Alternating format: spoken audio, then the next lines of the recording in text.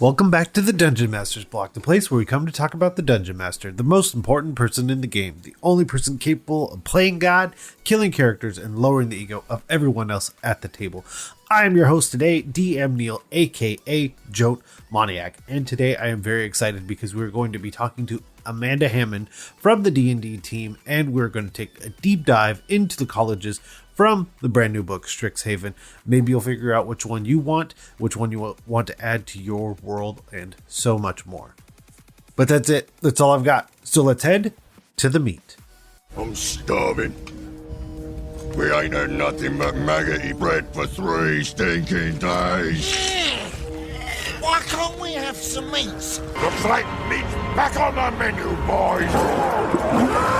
Today on the meet, we have a very special guest. I'm very excited because we have Amanda Hamon, senior designer for Dungeons and Dragons and one of the co-creators of the Starfinder RPG by Paizo. Amanda, thank you for coming on to talk with us.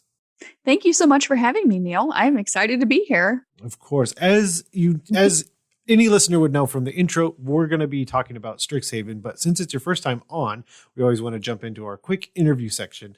And probably my favorite question, because it is so open-ended, is, can you tell us a little bit about yourself? Oh, yeah, sure. So I'm a senior designer at Wizards. I worked on Starfinder by Paizo. Oh, wait, no, you want extra things, right? Covered. Got it. Moving on. No. Yes. So I've been a tabletop RPG professional designer, editor, developer for about a decade. If you include my freelance work, I started out largely writing for Paizo, but for other publishers that also supported the first edition of the Pathfinder RPG. So back then. And I ended up being hired in 2015 when I was working at Purdue University in internal and external communications after having had a previous career in daily journalism at newspapers. So I changed gears a little bit, but like I said, I had been freelancing for a couple of years, and I jumped full time into TTRPG development at that point in 2015. I started out as a developer on the first edition of Pathfinder, working on, as it turned out to be, all of the things, almost every single product type that was published by the company at that time. And when the company ended up looking to create Starfinder, I was on the core design team and was one of, there were about 5 of us, I think, on that team. And then afterwards ended up becoming the managing developer of the Starfinder product line. So I was in charge of all the stuff that we published and did a good amount of design work and just kind of generally shepherded all that stuff.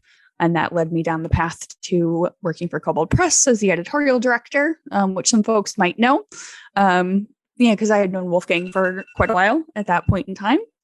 And then, the job at Wizards opened up, and I was having a ton of fun at Kobold, but decided, can't hurt to apply. I actually kind of got talked into applying by some friends because I wasn't sure I wanted to leave Kobold, but it happened. And here I am. That's awesome. And also that question ended up being interestingly self-serving because this entire time I've been thinking, like, I recognize this name. I recognize your name. And it's the realization that it's because my home table was Pathfinder 1E for a very long time. Oh. And I'm just like, oh, okay. My pieces are coming together. Fantastic. Yeah. Yes. Yeah, I would say, having my name attached to Starfinder is probably a little bit more well-known publicly, but I did start out as a first edition Pathfinder writer, designer, developer for quite a while before that was even a thing, before Starfinder even existed. All right. Okay. We've got those pieces together. So the next question we have is there anything that you're currently working on? And certainly with someone directly from the D&D team, I will add the caveat that you can talk about. Yeah, unfortunately, yes, I am working on a big project with lots and lots of wonderful folks involved. I can't tell you what it is. Yep. It's not been announced. I can't even really say what the nature of it is. But yes, we've got some exciting stuff coming out of the studio.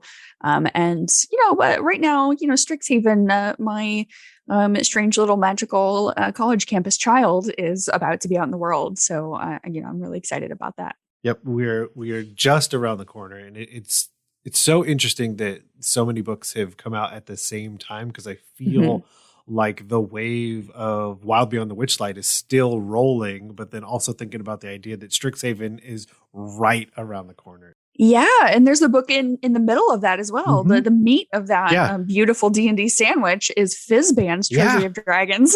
Yeah, just throw that in there, you know. Yeah. So it's like, bam, Fey Carnival, bam, dragons, bam, magical college. We keep the hits coming. Yep. Okay, so that moves us to the surprise question. And the surprise question will be tailored because I didn't grab one from, often we'll get one from our Patreon, but I didn't do that. So I'll ask you an interesting question that came to my mind is, Okay. was there a college experience that stands out to you that helped you write Strixhaven? Oh my goodness. Yeah, actually, I have it top of mind because I was just filling out some answers to some media questions about this. So, I have a journalism degree, as I mentioned, and I was a journalist. I actually worked full time as a journalist for my final 2 years of university, and at the Ann Arbor News, because I went to Eastern Michigan University, so that newspaper was right there. But getting that job, before that, I was the editor in chief and a writer and reporter for my student newspaper, the Eastern Echo.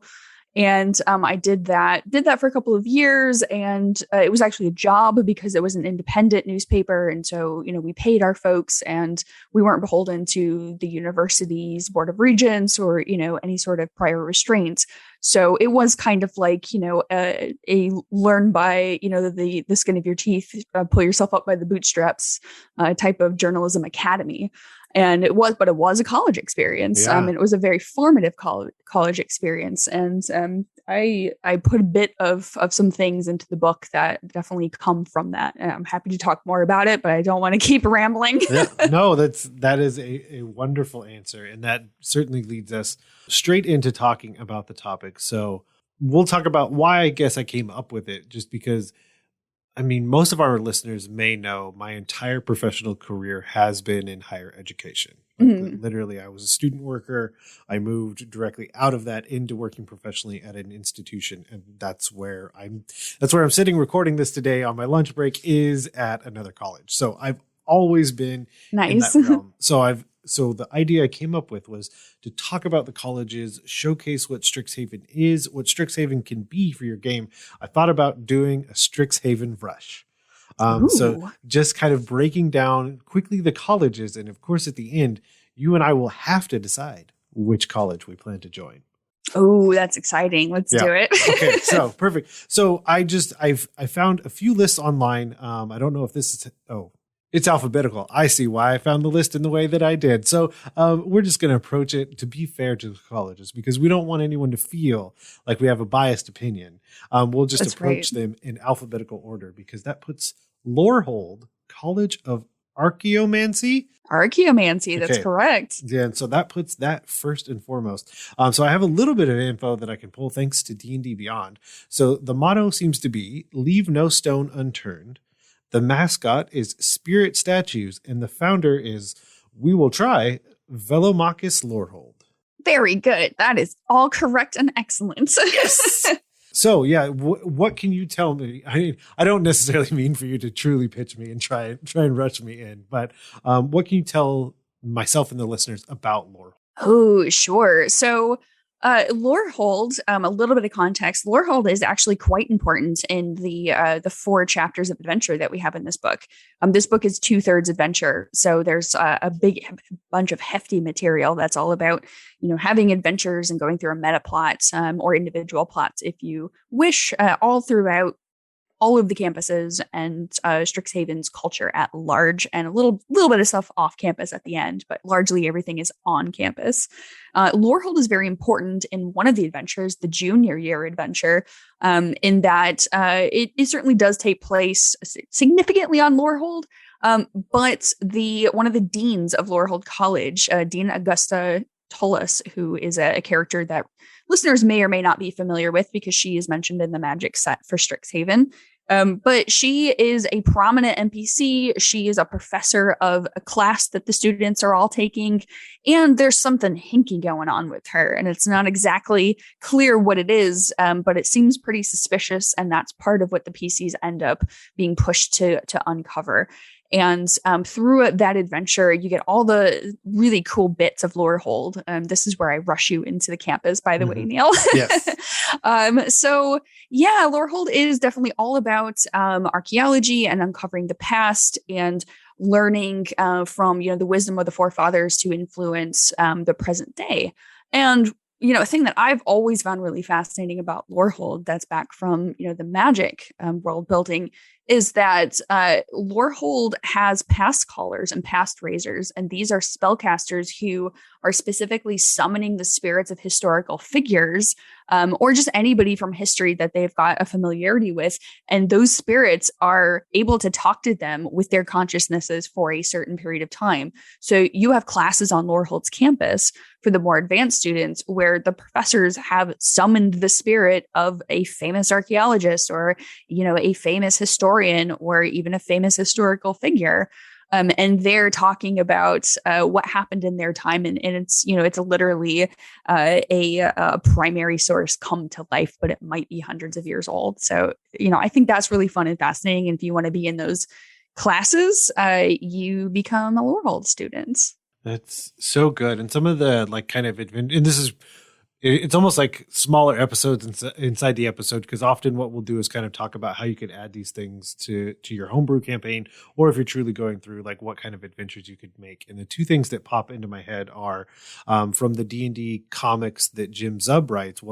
It almost feels like Lorehold is how Minx comes back, because it's wild magic that hits a statue, which is really key for Lorehold. And now he's running around. The other, I think, is also all of the hijinks that happen on Star Trek holodecks when like Moriarty is just running an absolute muck. And that kind of thing of like you bring the spirit into this world to engage with, but like what's to say that they don't have other ideas other than teaching a class?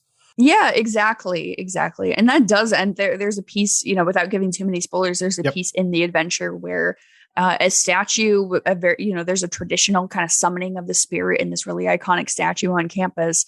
And exactly what you just said, a thing happens and everybody's like, did it just say that? Did it just do that? And it's just, it's part of the set dressing, but it's important from a plot perspective as well. Yeah, there's a lot. Once you tap into those spirits, there's so much you could do. And especially, again, like the idea of what lore have you set up in your own games, in your own worlds, your past players, your past BBEGs, and everything like that. So I think Lorehold. Yeah, it makes the setting feel real, right? A setting that has got history and a setting that, has individuals that are part of a much larger tapestry, and there's a timeline like that. That's really, I think, powerful in storytelling potential. Yes. Okay. But that moves us on. We have Prismari, College of the Elemental Arts, with the motto, express yourself with the elements. The mascot is Elementals, and the founder is Galazeth Prismari. Yeah, absolutely. So Prismari is all about elemental magic. From some perspectives, it's one of the easiest colleges to translate to traditional D&D magic, because D&D magic is full of elemental damage types, for example. Fire, cold, electricity, all that's easy to understand, if you've been playing D&D as a caster for any period of time. Prismari is all about the hot and the cold, the elemental qualities of individuals, sort of like the emotional depth of somebody who's channeling that type of elemental magic. They would feel at home at Prismari. And Prismari is also a very artistic college. There's a place on campus in which, Prismari, basically like statues that the students have created, almost like an art class, but they've used elemental magic to shape these statues out of various, materials and things that they found in the natural world. And there's a whole part of Prismari's campus where those statues have kind of been not necessarily discarded, but kind of just placed off to the side because there's strange magical energies that continue to run through them, and they're unpredictable. And that's the site of a lot of student duels. That's where students go to kind of escape prying eyes. So it's an interesting It's a very interesting concept in the D&D game. I also think, a classic thing that I remember from high school. I don't think people do it really as much anymore because there are things that have definitely become more illegal over time. But the idea illegal, the idea of stealing another place's mascot and just how much more painful and interesting that becomes when the mascot is an elemental. Yeah. That's funny that you mentioned that concept. It's not necessarily specific to Prismari, but mascots are totally a thing where there are little magical creatures that run around each campus, and they the creature type is very tied to what type of campus it is and what sort of magic is practiced there, and the students have a lot to do with them. They're kind of like the squirrels on the campuses of a lot of colleges, especially in the Midwest, where they're super tame and the students feed them. And like I knew somebody who had a squirrel that he let into his office. The student newspaper, and would feed little bits of granola bar too. So yeah, that's a thing. But yeah, mascots are a thing, and there is a dare that involves not stealing a mascot, but stealing something that functions like a traditional mascot out of a faculty building, and that is a whole part of one of the adventures. So that trope is very represented. Oh, good. I am pleased. Okay. Yep. We'll move forward in our rush. So Quandrix College of No, I got it. No, I don't have it. Numeromancy? Numeromancy? Ooh, numero. I like that. Okay. So College of Numeromancy. Yes. Math is magic. Yes. Mascot is fractals. And the founder is Tanazir Quandrix. And I will get this right out of the way because that definitely makes these people math magicians. And I don't know how I couldn't help but say that. So that's true. Yeah. Yes. So what can you tell me about Quandrix? Yeah. So Quandrix is all about, it's the expression of mathematics. It's very much about, order and natural world being made up of, like the Fibonacci sequence, for example, and, very predictable, immutable formulas of math that, have never changed since the beginning of the universe.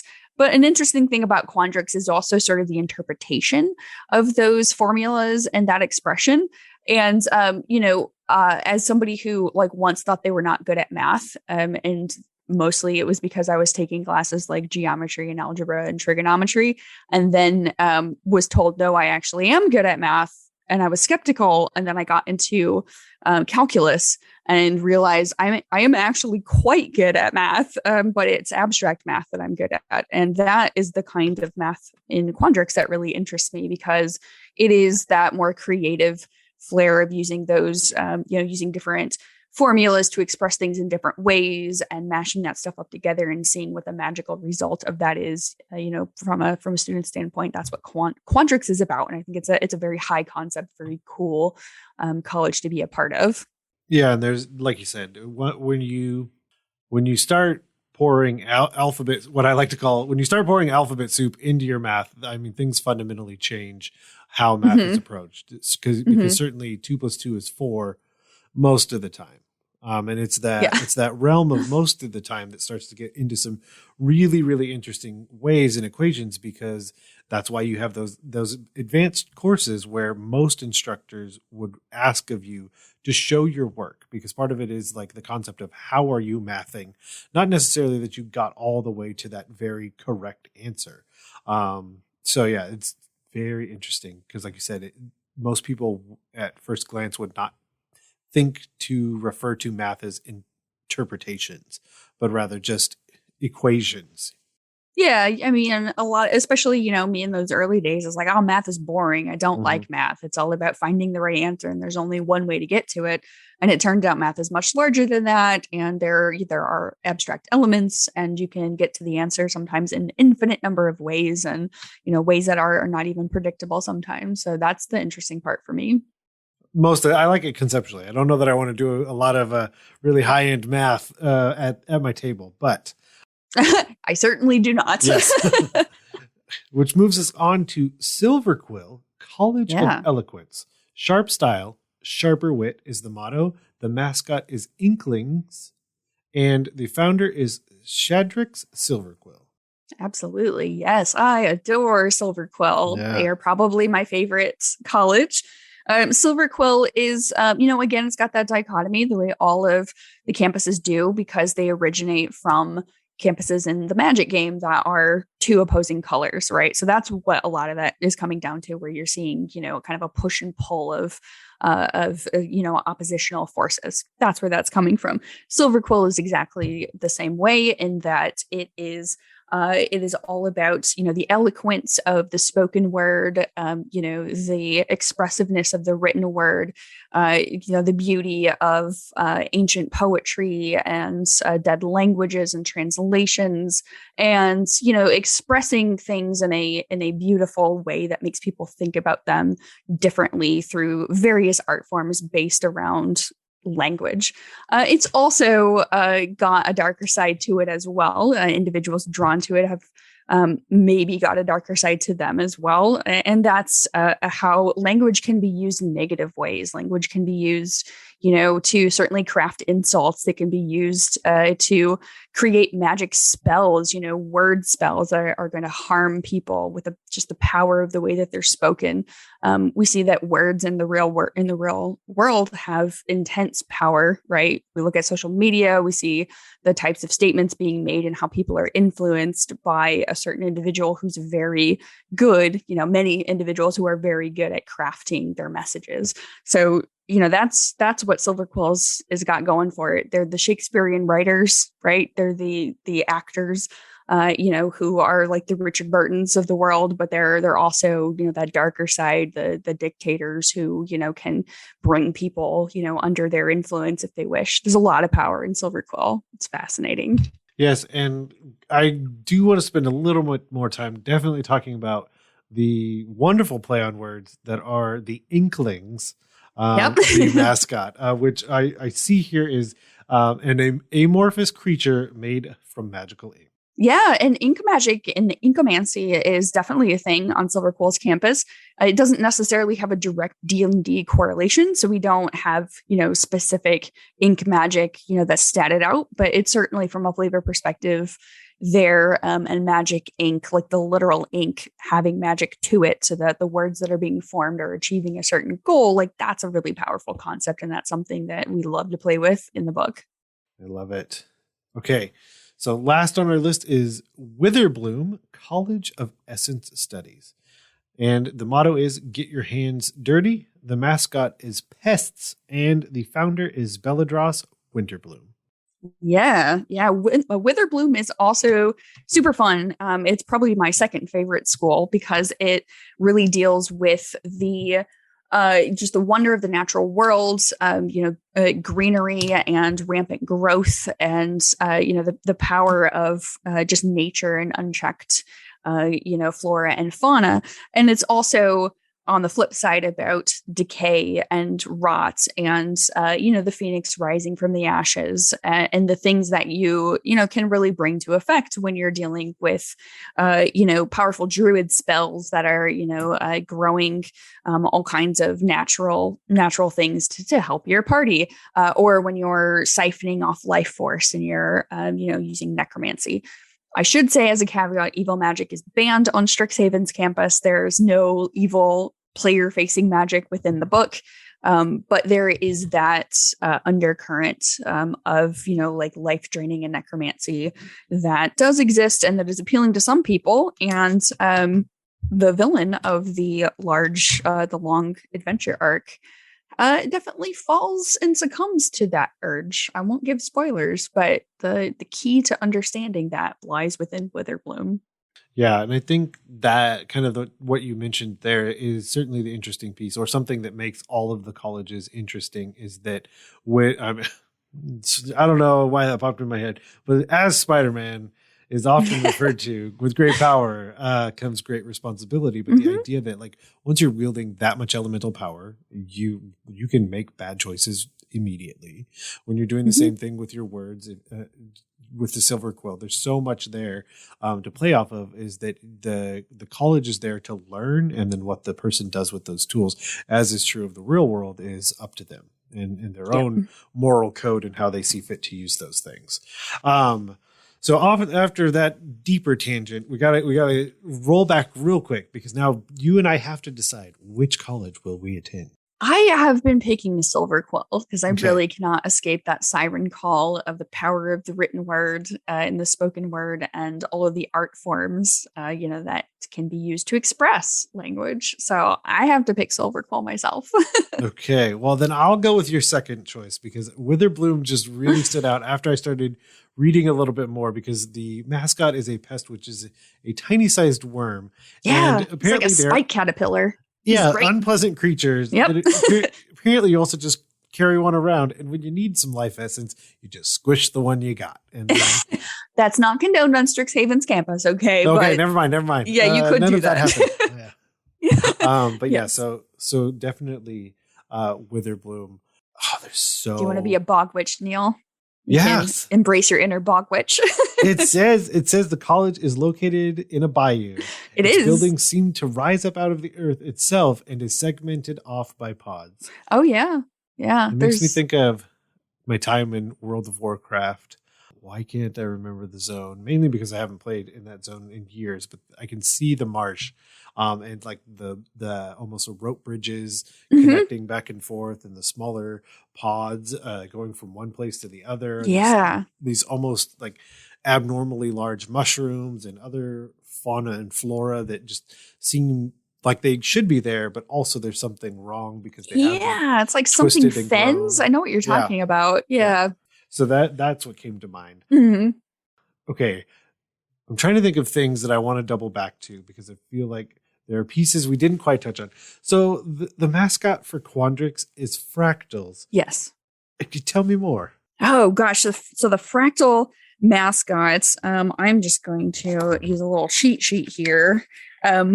All of them are present on, each campus in, like I would say a number, right? A pretty good number. They're kind of all over the place. So fractals, they can take any shape, but they're all going to be kind of mathematic, geographic, or geometric rather looking creatures. And the one that we have in the book actually kind of looks like a little snake, like a little wormy snake, going around. Yeah. And it's small size. So, it's, I don't know, maybe the size of like a smaller dog or something. So it's not going to be like something you stick in your pocket.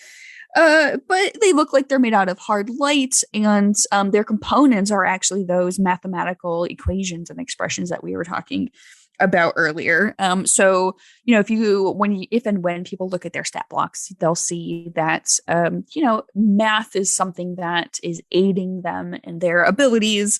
They can like augment spells using these mathematical formulas. They can diminish spells, your opponent's spells, presumably using mathematical formulas. It's very thematic along those lines, and you can kind of make them look as the DM however you want. So you could, really express the way like a player has glommed on to say they're super into the Pythagorean theorem or something. They could have a fractal that is like a triangle, basically, wandering around. Well, yeah, I thought my first thought was also like playing on modrons, if that was a route that the players enjoyed. They're constructs, so they could totally look like mathematical looking modrons. That'd be kind of neat. Or like, a physical manifestation of a bunch of Greek letters and it's a formula. Yeah. Oh, there's so many. Yeah, there's so much pop culture material definitely to pull from there. Yeah. The other thing that I thought of was the sacred geometry and just the way that so many different people could approach different aspects of any one of these colleges. That's a really good point. Sacred geometry is super cool, and it's esoteric and it feels very Strixhaven because Strixhaven is like on the edge of the occult in a lot of cases, especially with Lorehold and the past calling and some of that stuff. So I love that idea. I was thinking of a much less like high-minded version. Did you ever see that old TV show Numbers?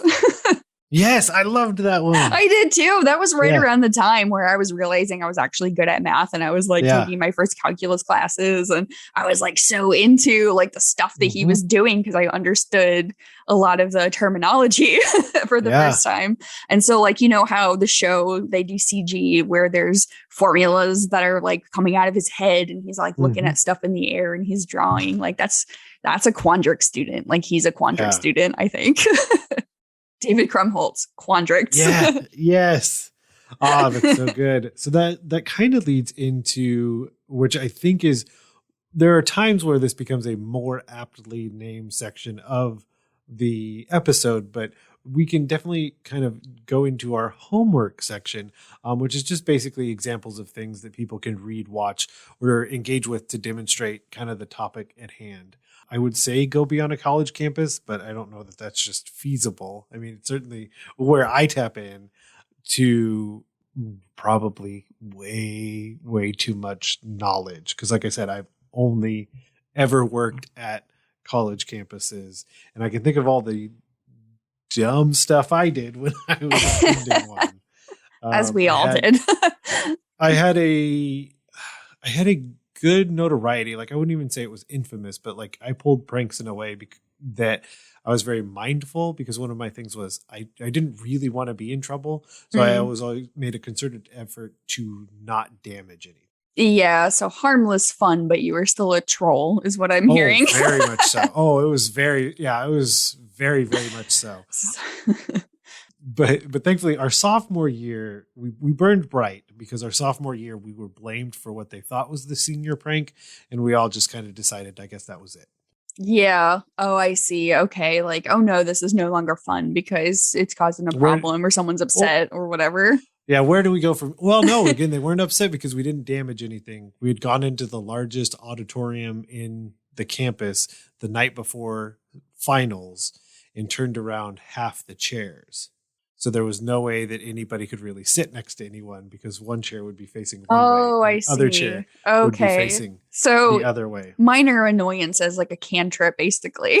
Yes, very inconvenient. Yeah. But again, no chairs were damaged. We did all the research we needed to be able to turn them correctly. I was an absolute chaos beast myself, especially in not so much in college, because I kind of had like a serious real person's job for a while. And you have to be careful about your public persona in that case. But in high school and before, I was absolutely a chaos beast. I was the person who saw, like, in one of the big, like, girls' bathrooms, saw that there was a breaker box and was like, what does this do? Oh, look at all these switches. What happens if I pull these? Then all the power to that whole floor goes out.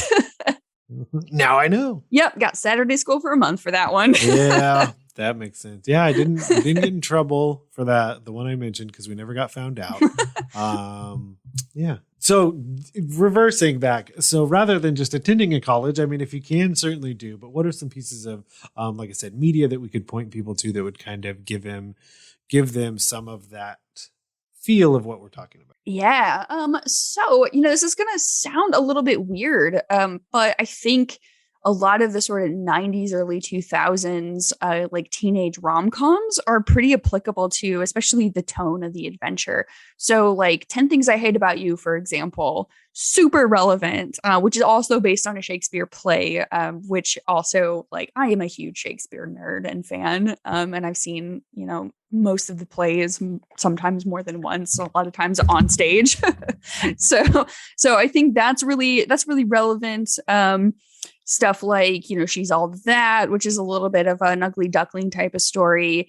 But even going a little bit like later down the timeline, the Pitch Perfect series is also quite relevant to the tone. Oh no, this is right up my alley. I love those. Neal, I have a wonderful thing for you then. There's a Pitch Perfect style sing-off with your rivals that you are going to face in a Mage Tower match, which is a game on campus at the end of the school year, and they confront you and challenge you to a sing-off. Yeah, good. And my table's going to be like, why did you bring all these red Solo cups? I'm like, oh, you'll see. Oh, that's the thing too. There's tavern games as well. Oh, yes.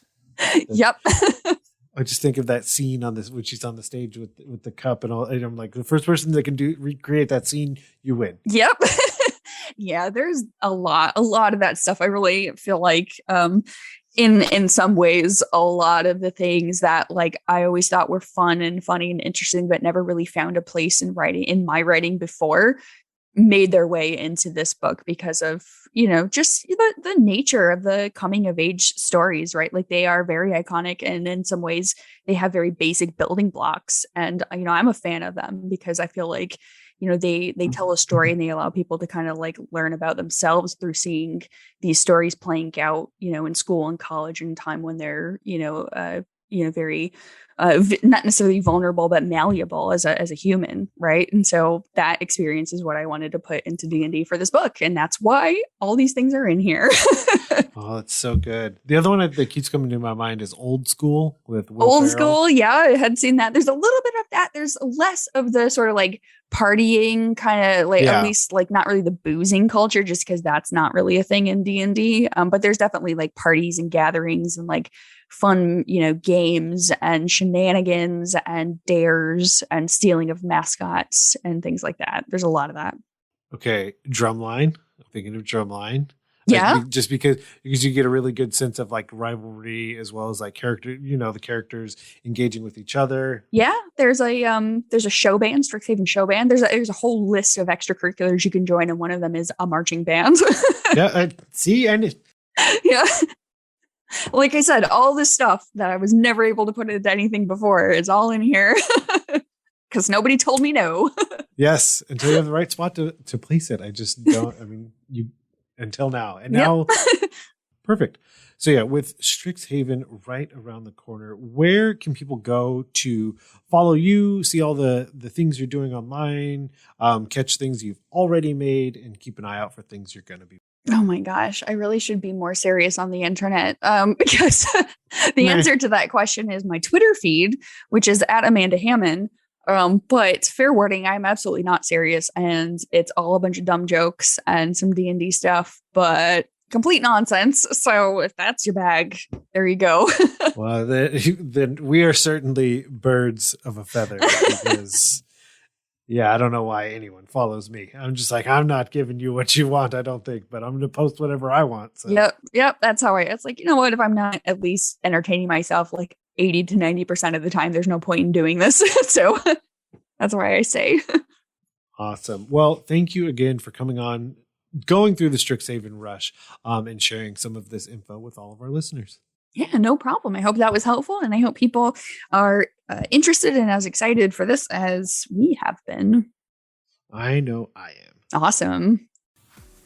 We just want to thank Amanda again for coming on, spending some time, doing a college rush with us, making some choices, and of course, showcasing the brand new book, Strixhaven. If you liked what you heard or you have some ideas about which college you would join, you can always email us at dungeonmasterblock@gmail.com.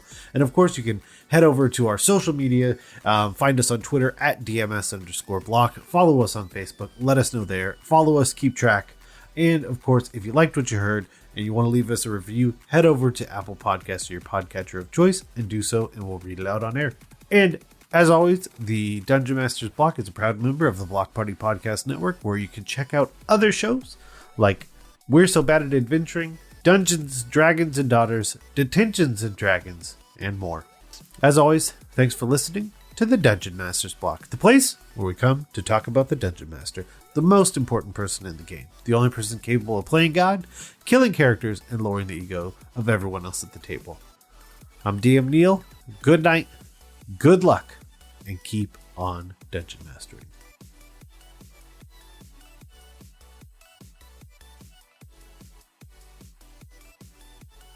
Goodbye.